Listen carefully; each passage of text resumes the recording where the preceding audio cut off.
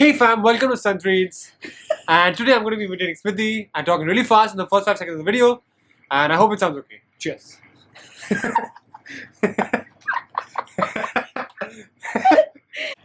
fam and welcome to a new video. I today have episode 2 of Bookish Chats with. I previously did Bookish Chats with my mother and now I have my brother who has come very sweetly from Delhi. Hi guys. Hello, his name is Vidur. Yeah. And today we're going to talk about books. Books. Because what else would we do here? Correct. But we also have some beer to go with this chat. So we already one growler down. Where is the... You don't have to do that. Where is the growler? There. Where? Oh, okay. So already one of these down. And we have... it looks like a bottle of Terra. Love it. Great. So essentially we're here today to talk about Vidur's reading preferences and how he got into it, which is basically because of me. And essentially it's broken up into like 3 or 4 parts. One is in terms of like just introductions and how he got into reading because of me. Second bit is what I forgot altogether. Second bit is about childhood favorites. Right. And third one is about current reading journey. In general, miscellaneous. Miscellaneous. And then fourth bit is Vidur's gonna give you some book recs. So I will put all timestamps for that down below so you can like move forward if you want to. But why will you want to do that when you can just It's going to be experience? very entertaining. It's true, we are drinking. That helps. Yes, it's true. Okay, so start off with introduction right now. Vidur is a year and a half younger than me, and the day he was born, I renamed myself to Smriti Didi instead of Smriti, but he has never called me Didi in his entire fucking life. So that was great. That was a ridiculous, whatever, exercise. But yeah, we were kind of complete opposites.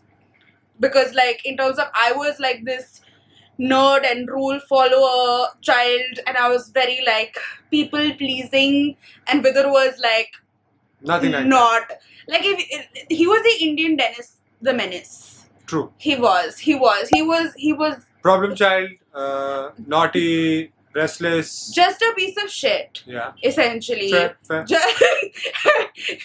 He would make my life a living hell. All I wanted to do was sit in the corner and read a book, and Vidur would just not let me do it because he would just like get into his various antics. It's fun. Yeah. So various things that he has done as a child have just been very annoying. But what came out of that was that he saw me reading and he was like, is this fun? Because she does this quite a bit. So, must be some merit to this, I guess. yeah, so that's how he got into it. So Vidur, do you want to talk about... So I think Smriti read so much that I assumed there was some sense to what she was doing. At least, I don't know, to some extent. So I started with like books like the famous 5, Enid Blyton. I read a lot of Enid Blyton. Nancy Drew. I mean, this is obviously when I was very, very young, so don't judge me. But Hey, it was all my books that he was reading. He wasn't buying any books. some He was just extent. taking all of mine. Fair enough. So I think it was a lot of mystery stuff when I was younger because it was gripping and I wasn't much of a reader, but suspense and mystery was Great. enthralling and it kept me intrigued. So that's how it began. And I think I had phases where I'd read and then I'd stop because I was an active kid, I was a sporty kid, so He's a football. I'd want to be on the pitch most of the time, then sit and read and be stationary, for lack of a better word. Yeah, that's all I did. Yeah, so I think that's how I started reading. But as we grew older, I saw that she's a very voracious reader and I am not. And as we've grown older, I have developed my own taste in a lot of senses, That's and true. I think for the last couple of years, I don't know if I read many books, but I read many other things like the news and stuff. You're And- really getting into like all the bits. right, Like, right, Yeah. Okay. Yeah, but like we're supposed to go part by part. So what is the second part? Okay, no. First part is to talk about childhood. Are you done with childhood? So Nancy Drew, Indian Blight and all that stuff, right? Bus. I can't actually remember much else. This is Famous guy. बहुत जल्दी वाला video होने वाला है. Goosebumps. Yeah. R.L. Stein, read a lot of R.L. Stein. Oh, and then we also read a lot of the terrible histories Correct. and all of that. Like so we had another cousin called Varun, and Varun also was a very voracious reader as a kid, and he had these Scholastic had these terrible Tudors or like basically horrible histories and like whatever ghastly geographies and like all of that sort of stuff, which is basically a really fun way to tell you about something and like educate you about something, but like in a really fun way. So for example, I remember this one thing, which was if you farted for like 1.5 days, you could light a bulb or some shit like that, and I just found that really funny. But it's also true. It's science. Amazing. So yeah. So if any of you can fart for 1.5 days, let me know, because I want to light a bulb. So yeah, actually, and those books are super funny and super informative, and we were actually discussing about how we should like reread those, because for sure. I don't remember much of them at all, and I remember them being amazing, but I mean, unfortunately, if you've read something 10 years ago, you may not remember it. So more than 10. Whatever, yeah. 20 actually, yeah, that's correct. So check those out if you guys like to learn things and laugh at the same time. Yeah, oh great. And so that was childhood. Okay, cool. So now we are. Vidit was talking about his books and the sort of stuff that he reads now, and then I interrupted him. So we'll get back into that. So Vidit, what are the sort of books that you read now? So, and what are the things that you read? I think I touched upon in the middle that a lot of my reading may not necessarily be books now. It's a lot of news and current affairs, and I like to know what's happening in the world. So what Trump is doing, how Modi was kind of ruining the country to some extent, and I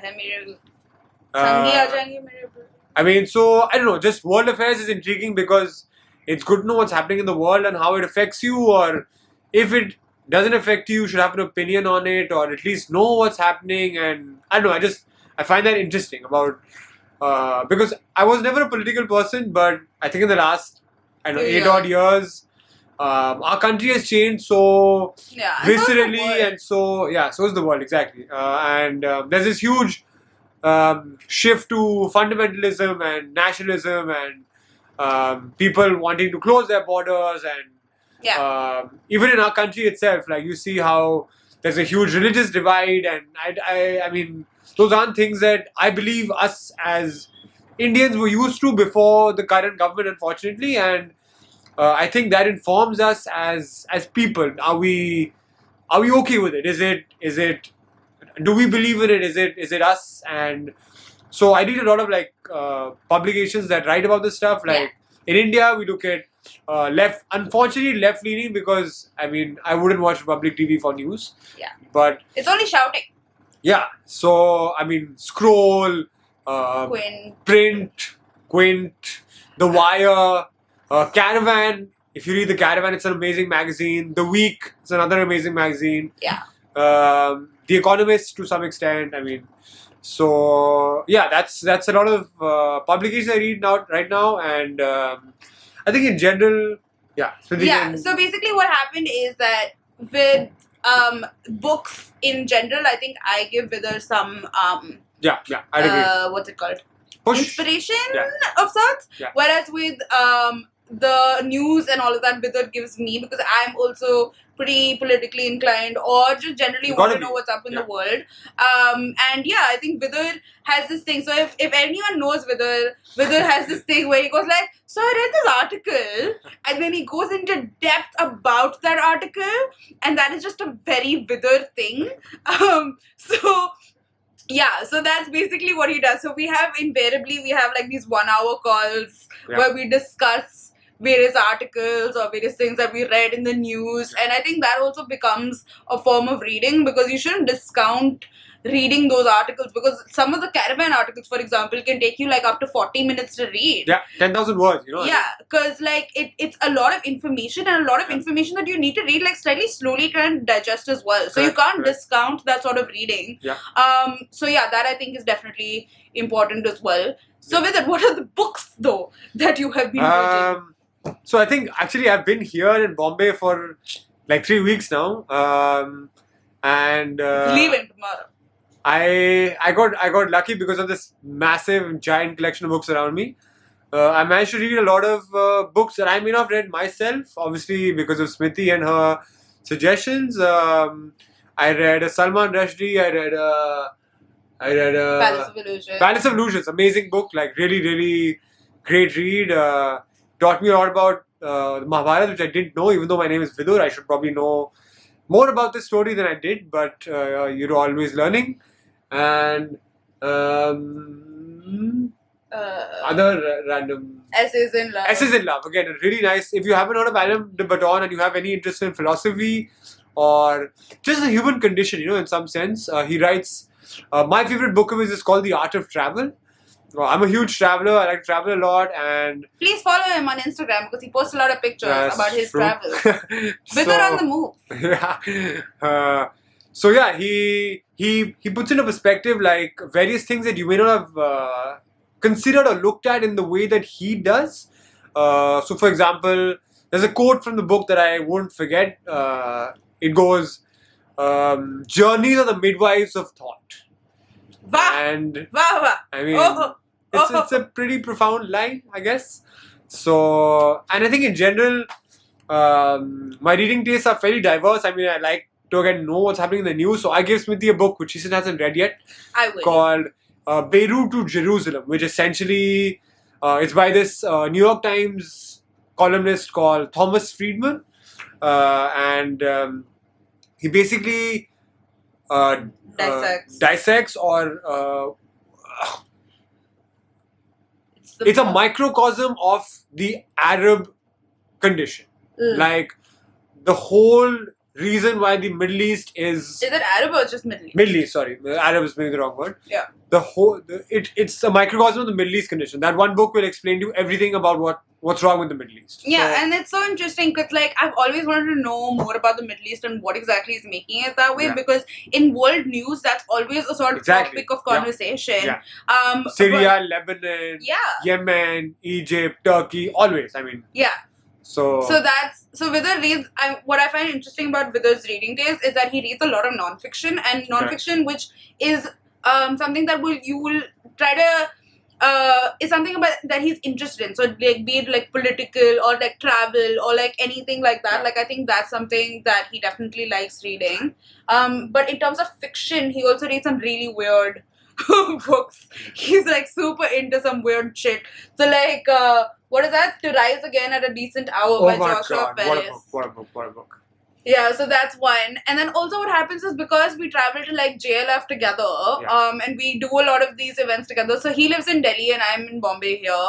And whenever we have to go to JLF, which is in Jaipur, we just ultimately travel together and we see all of these like people talking. It's a lot of fun. And yeah, it's great. So that's why we kind of at JLF becomes our a haunt. Yeah. And like it gives us like TBR piles. Definitely, to read. For sure. Because like some people, you just like hear them and you're like, fuck, I want to read this person now. I need to read this person, exactly. Yeah. So that's what happened with a lot of us and a lot of our reading. Any other books that come to your mind that you're just like, read this book, please? So To Rise Again at a Decent Hour is a phenomenal book, one of the best books I've read in quite a while. It's super random. It's about a dentist whose identity is stolen by another man. But it delves into the realms of philosophy and identity and religion, and it's really bizarre, but it's amazing. I think one of the Vidar likes philosophy a lot. So if you have any philosophy book suggestions, please comment down below and let us know. I mean, it's the human condition. It talks about why we are here, what our purpose is. You know, those are things you should maybe question once in a while. I think one of my favorite books. One of the books I read recently, which I really liked, was my first Salman Rushdie. It's a book called The Ground Beneath the Earth. Banasa Feet. Beneath Her Feet. Shit. The Ground Beneath Her Feet. That's the book by Salman Rushdie. And What's it about? it's a massive, like, 500, 600 page book. But he's a writer that, unlike most people, will keep you engaged for the full 600 pages, which is very difficult to do, and it's impressive.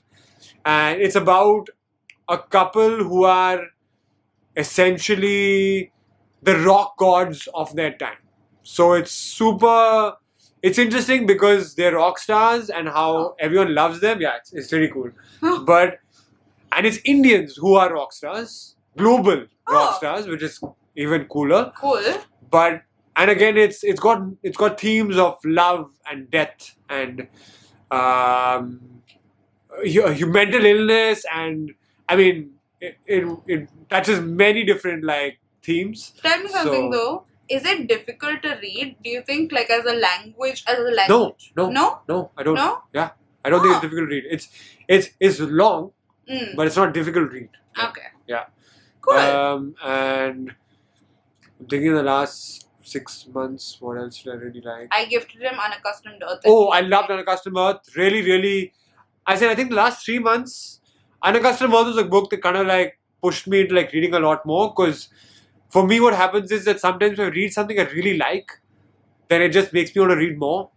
And that was Unaccustomed Earth. She gave it to me for my birthday, which was end May. So all of June, all of July, all of August, I have read pretty voraciously. Yeah, I must have read maybe 15 books. This is what a good book recommendation can do. It can really change your reading habits. Yeah.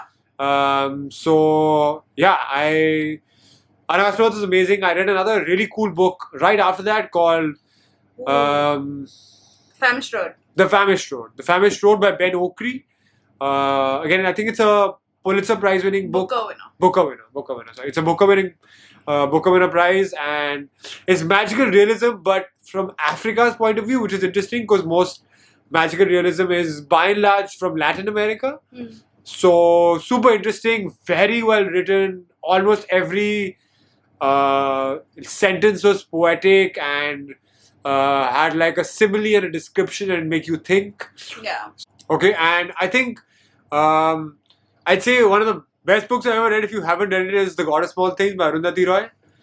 That was easily one of the best books I've ever read, and I'll have to reread it because you don't remember it as much? It has stuck with me, and yes, I don't remember it as well, and I probably But that's what happens, right? With books, that sometimes you don't remember what the feeling is what stuck. Yes. Yeah. You remember the feeling. You remember the feeling of, oh my god, this book was amazing. Correct. And you may not remember it. Yeah. But the feeling stays with you. Correct. And that's what matters ultimately also. Yeah. So go do some reading. Okay. No, you don't have to do that. Okay. So that was it, I think. We have filmed quite a substantial... A decent amount. Yeah, that was smooth. And I thought, we want to drink more. But it's cool. We're going to drink more off camera. Cheers, guys. Cheers. I've clearly been drinking way much more, but it's cool. But cool. Thank you so much for watching. If you like this video, then do hit the thumbs up button. And comment down below with any of your suggestions that you have. And if you have any other further questions for us. And we will see you. I will see you in another video. Vidur, I don't know when. Hopefully soon. Yeah, maybe sometime. He's leaving me. Fine. She's fine. Piece of shit. Leaving me. Anyway, okay. Bye. See you guys. Cool. That was easy. That was really easy.